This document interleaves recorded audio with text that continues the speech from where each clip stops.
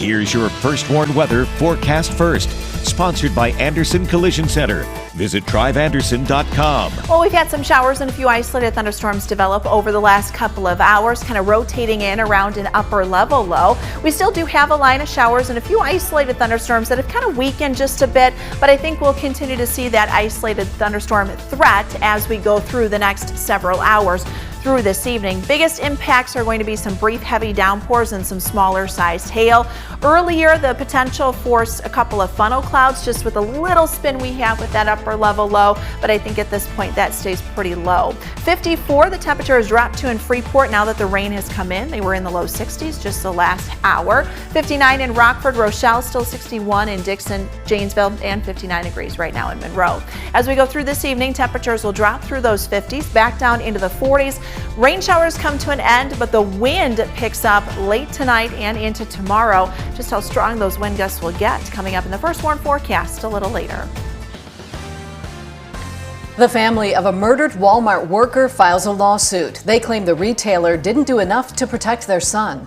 Plus, a new center combats trauma here in the Forest City, the one-stop shop for community members to heal together. And State Line students taking a concert at Rockford's Crown Jewel. It's an annual event put on by RSO to inspire kids. Live from WTVO 17, this is Eyewitness News at 5. Good evening, I'm Mimi Murphy. And I'm David Greenberg. A teenager is arrested in the murder of a 20-year-old in Beloit. The announcement comes after a deadly shooting last Friday. Investigators say a 16-year-old was arrested today after searching homes in Beloit and Janesville. The suspect has not been named due to their age. The shooting happened on Nelson Avenue. The victim was found dead in a car that had crashed into a utility pole. No word on what may have motivated that shooting. We now know the name of the man killed during a crash yesterday morning. The Winnebago County Coroner's Office has identified him as Frederick Smith of Chicago. A preliminary investigation shows that Smith was headed westbound on Sandy Hollow Road when he turned onto 11th Street. He was then struck by an oncoming box truck. Despite attempts to save his life, Smith was pronounced dead at the scene. Rockford police are still investigating this crash. A wrongful death lawsuit was filed today by Jason Jenkins' family. The suit comes over 2 weeks after the teenager was killed inside a local Walmart. The lawsuit names the retailer, Brosnan Risk Consulting, and the man charged with the murder, Timothy Carter. Police say security video shows Carter taking 2 knives off the shelves, then stabbing Jenkins in the back. The lawsuit claims, amongst other things, that Walmart and Brosnan Risk Consulting failed to detain and apprehend Carter and failed to call police in a timely manner. Baby, you have security there and you didn't protect him. You didn't protect other people's babies. You know, my child is not the only one that's in there working. You know, you didn't even protect the people that shop there. It could have been me he could have targeted. You know, it could have been an old lady he could have targeted. You got your underwears locked up, but you don't have your knives locked up. Carter was arrested at the scene. He pleaded not guilty to first-degree murder and a hate crime Tuesday. He is due back in court June 14th. Well, a new center will give local youth a safe space for those experiencing trauma. The Community Healing Center is located at the Boys and Girls Club Stenstrom unit. Blake Dietz was there for today's launch. And Blake, this is really modeled after the success of the Family Peace Center. Yeah, it is, Mimi. City data shows for all of the youth who were arrested for violent offenses between 2016 and 2022, 60 to 70% of them were witnesses or victims of violence themselves. The hope is this center will turn those numbers around. It's integrated into the Boys and Girls Club on the city's west side to be as accessible as possible, says Rockford's manager of community violence prevention. Have access to another safe space, more safe adults. And in our collaborative method, right, we're bringing additional partners into this space so that our youth and their families can have access, right, in the same location that is already convenient to them. While the Healing Center is at the Boys and Girls Club, kids do not have to be a member to go and get help. David? All right, Blake. Thanks. A state-line organization now works to spread mental health awareness. NAMI of Northern Illinois is holding an open house and a stigma-free community pledge signing. Community members will have the chance to meet NAMI's team members and learn more about the services they offer. Attendees can also sign a commitment to help create an accepting culture for everyone across Northern Illinois. The open house and pledge signing is currently ongoing. It does run until 7 tonight at the Beau Trust Room at the Indoor City Market on North Madison Street. Lawmakers in Springfield are trying to attract more people to go into the social work field in Illinois. We need doctors, we need psychiatrists, we need psychologists, we need social workers, because this is all part of the solution to keeping future generations healthy. The goal is to help reduce the disparities in access to critical health services for residents who have serious illnesses or are nearing the end of their life. There are 3 bills making their way through the legislature. The proposals would provide assistance to help social workers pay for their education, and it would support hospice programs in recruiting and retaining professionals. Well, state senators work to address decay and deterioration in residential areas. A new bill would extend tax breaks to remodeled homes and duplexes in areas of urban decay to revitalize neighborhoods throughout the state. Right now, only newly built single-family homes and duplexes qualify for that tax break. The bill's sponsor says all residents deserve the same opportunity to live in safe and well-maintained homes. It passed the Senate Tuesday and now heads up to the House. Well, State Line City is looking to help bees this coming spring.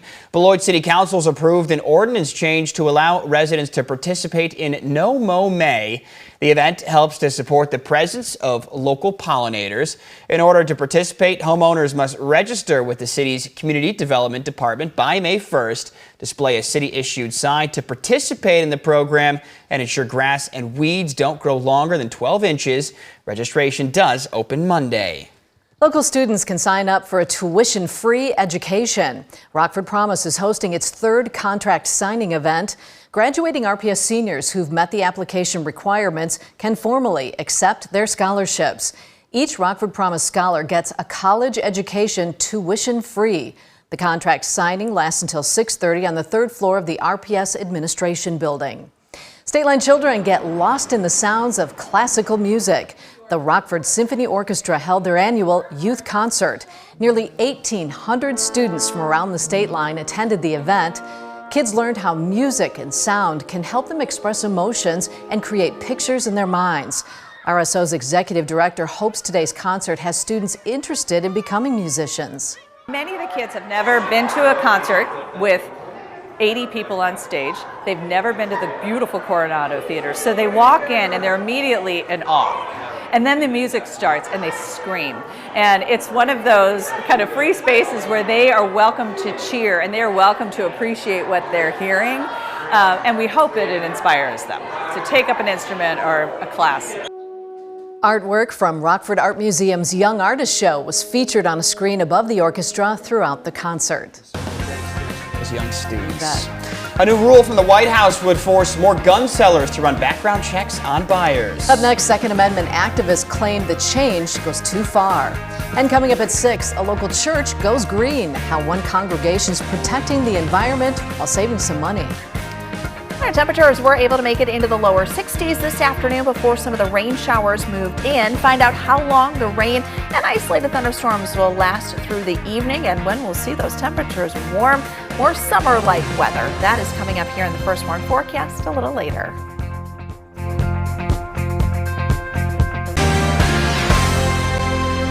More gun sellers in the U.S. will be forced to run background checks because of a new rule from the Biden administration. The president's team says this closes some loopholes and prevents dangerous people from getting firearms, but Second Amendment advocates are promising to fight this new rule. Our Washington, D.C. correspondent Hannah Brandt breaks down this drama. Right now, some gun sellers don't have to run background checks on buyers, but that's about to change. Tens of thousands of firearms a year are going to run through background checks that previously would not have to have them. That's because the Biden administration has finalized a new rule that will force thousands of additional gun sellers to run background checks. Stephanie Feldman with the White House Office of Gun Violence Prevention calls it a common sense step. Now we're going to have fewer guns getting into the hands of domestic abusers, felons, and other violent criminals. The move looks to crack down on sales happening outside of gun stores, like at gun shows or online. This is as close as possible as we can get to universal background checks without additional legislation. But the change is facing pushback from gun rights advocates. It's very concerning when this administration is using a whole-of-government approach to attack this industry to decimate your Second Amendment rights. Mark Oliva with the National Shooting Sports Foundation says this change goes after individuals and invades personal privacy. Now you're going to require me as an individual to be registered as a federal firearms licensee in order for me to transfer a firearm. In the bipartisan gun package passed 2 years ago, Congress changed the definition of a firearms dealer. The White House says this new rule just enforces that change. We're confident that this complies with the law and is executing a law passed by both Democrats and Republicans. But Oliva argues it goes too far. The Biden administration is exceeding its authority to implement gun control that's unconstitutional. And he expects this rule change to be challenged in court and by Republican lawmakers. In Washington, I'm Hannah Brandt. Well, some scattered showers roll across the state line. After the break, Candace tells us about a warmer weekend ahead. That's coming up.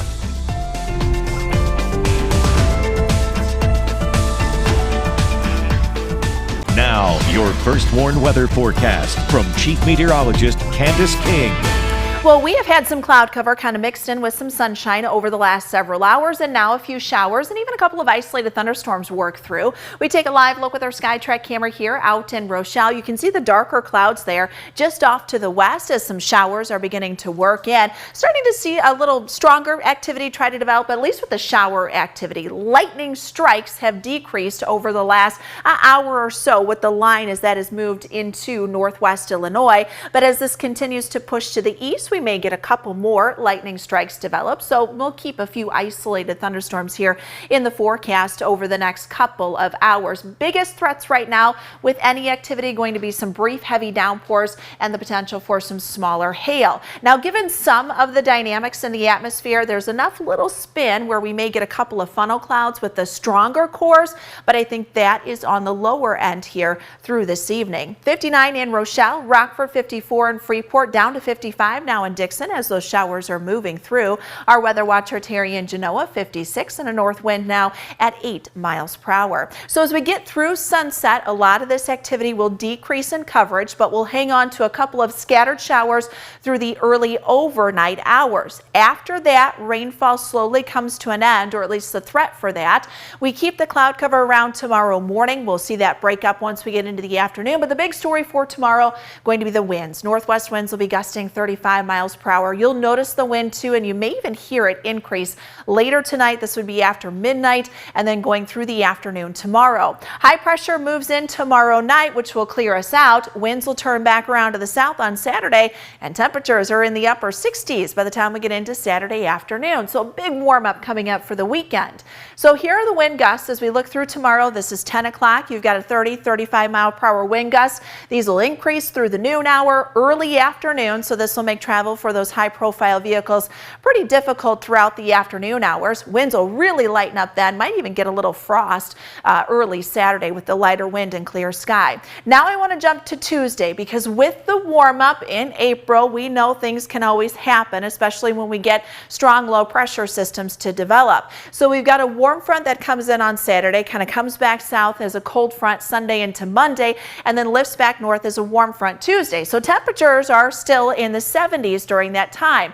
We're also pulling in quite a bit of moisture as well. Dew point temperatures will be climbing and could reach the lower 60s, so maybe feeling a little sticky out there on Tuesday. Well, we're looking at our winds. So we've got some stronger winds rotating within the jet stream, and whenever you get these strong winds, a lot of times you get divergence on the leading edge of that, so the winds moving apart, which draws up that lift, and that air kind of forces that upwards to increase low pressure and increase some instability. So putting that all together, we do have a risk for severe thunderstorms locally on Tuesday, but it's 6 days out, so things can change, and we'll get a better refinement of where exactly we could see that as we go through the weekend. So bottom line, got to pay attention to the forecast, especially as we head into next week.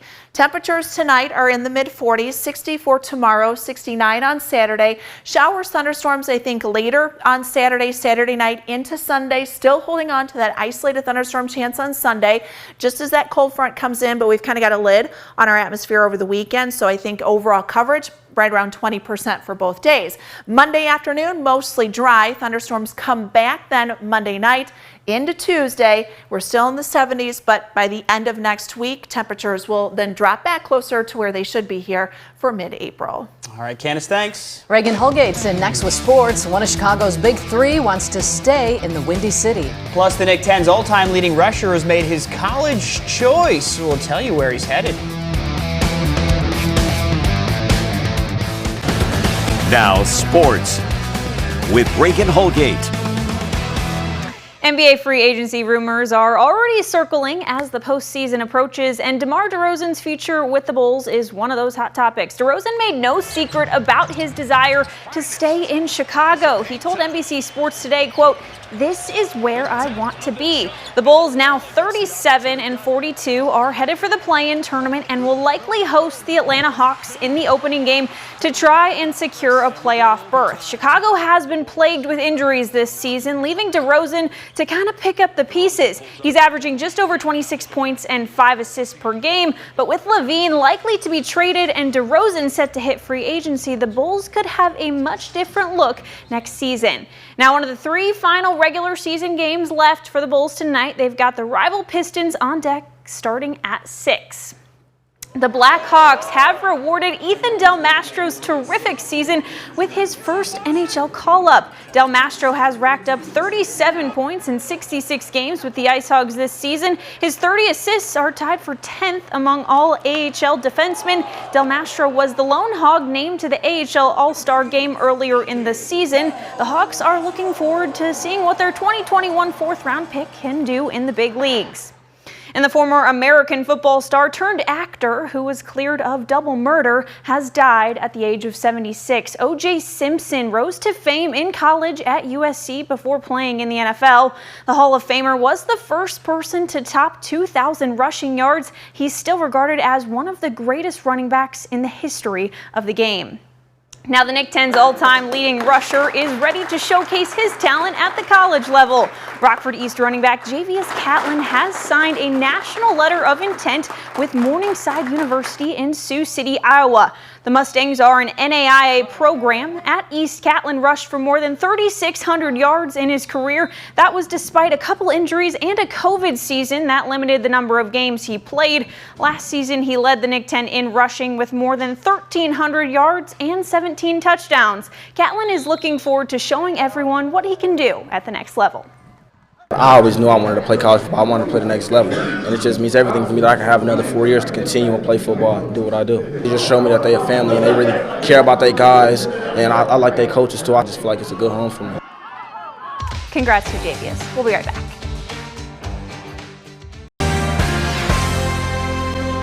Well, our first warn interactive radar brought to us by Rockford Glass and More. A good place to follow some of the showers and isolated thunderstorms that'll continue to work through here this evening. Heavy rainfall, brief heavy downpours, some smaller hail going to be the biggest threats. And again, some of the stronger showers could actually produce a couple of funnel clouds. So we'll keep an eye on that here through sunset. 47 for tonight, up to 60 tomorrow. Gets pretty windy tomorrow morning and afternoon.